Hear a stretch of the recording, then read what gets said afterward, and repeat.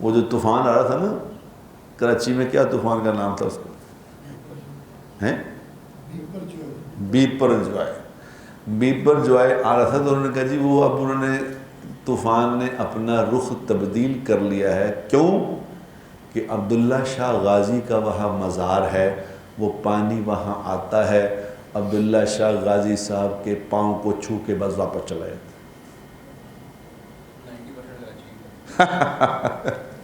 اور میں نے کہا یہ کہہ رہے ہیں مسلمان، وہ ہندوستان والے بھی یہ کہہ رہے ہیں، گجرات والے بھی یہ کہہ رہے ہیں، مہاراشٹر میں جو سیلاب آیا انہوں نے کہا اس ہندو وہ کیا ہوتا ہے پنڈت جو ہوتے ہیں، انہوں نے پنڈت نے فرمایا کہ یہاں کوئی سیلاب سے گھبرانے کی ضرورت نہیں ہے، کیونکہ سمندر کے کنارے پہ یہ مندر ہے، یہاں 2 ٹل کھڑکائیں گے واپس چلا جائے گا پانی. وہ بھی کہہ رہے ہیں. تو پھر میں نے کہا ایسا کرو کہ سمندر کے کنارے کنارے جہاں پہ سمندر آتا ہے نا، یا کسی طرح مزار بنا دو یا مندر بنا دو تاکہ پانی آئے نہ کرے.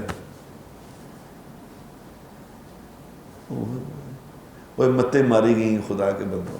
یہ اللہ ہے، اللہ کرنے والا ہے، اللہ کے سوا کسی کے ہاتھ میں کچھ نہیں ہے.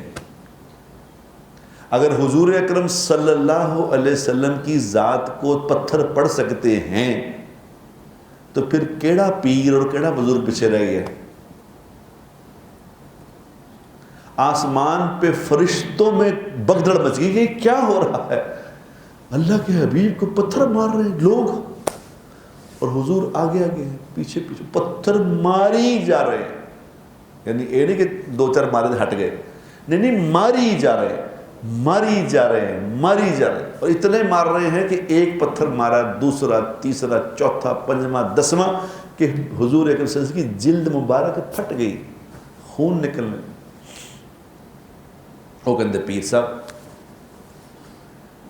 وہ بابا اللہ کے ہاتھ میں ہے، کوئی پیر بزرگ کچھ نہیں کر سکتا جب تک اللہ نہیں چاہیں گے.